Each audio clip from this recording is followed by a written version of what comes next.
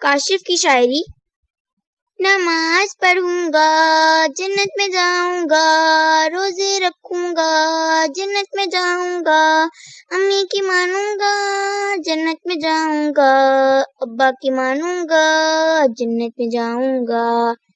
شاعری کرنے اور جنت جانے کے شوقین کاشف میاں پودوں کو پانی دیتے ہوئے گنگنا رہے تھے کہ ان کی امی نے انہیں آواز دی، کاشف بیٹے یہ صدقے کی رقم اماں فرزانہ کے گھر دے آئے۔ صدقے کی رقم؟ کاشف نے پوچھا۔ جی کاشف بیٹے، صدقہ جنت کے دروازوں میں سے ایک دروازہ ہے، یہ ایک پسندیدہ اور نیک عمل ہے۔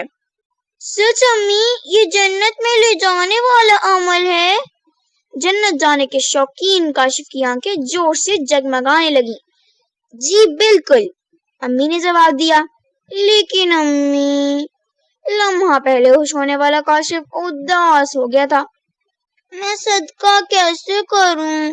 میرے پاس تو پیسے نہیں ہیں۔ کاشف کی بات سن کر امی جان نے مسکراتے ہوئے جواب دیا، بیٹے اللہ کی راہ میں مال دینے کے علاوہ بھی بہت سے ایسے اعمال ہیں جو صدقہ میں شمار ہوتے ہیں، لہٰذا جن کے پاس پیسے نہیں ہیں، ضرورت سے زیادہ نہیں، وہ بھی صدقے کا اجر پا سکتے ہیں، کیونکہ پیارے نبی حضرت محمد صلی اللہ علیہ وآلہ وسلم نے فرمایا ہے، کل معروف صدقہ، ہر نیکی صدقہ ہے۔ اچھا امی جان، وہ کون سے اعمال ہیں؟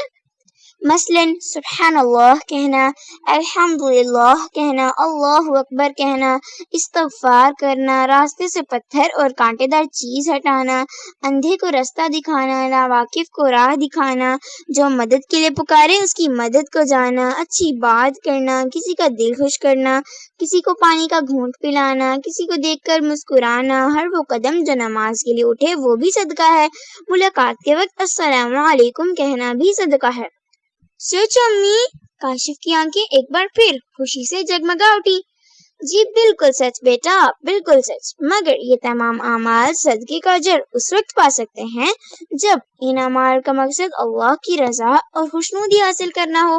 اگر دوسروں کی مدد کر کے ہم ان کی نگاہ میں اچھا بننا چاہتے ہیں یا مدد کر کے احسان جتاتے ہیں اور تکلیف پہنچاتے ہیں تو سارے اعمال ضائع ہو جاتے ہیں، لہٰذا اپنی نیت اللہ کو راضی کرنے کی ہونی چاہیے اور لوگوں سے نہ تو ہم نے بدلہ چاہنا ہے اور نہ ہی شکریہ چاہنا ہے۔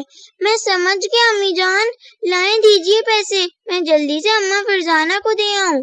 میں ذکر کرتا جاؤں گا، پتھر ہٹاؤں گا، مدد کو جاؤں گا، سلام کرتا جاؤں گا، اجر میں پاؤں گا، جنت میں جاؤں گا۔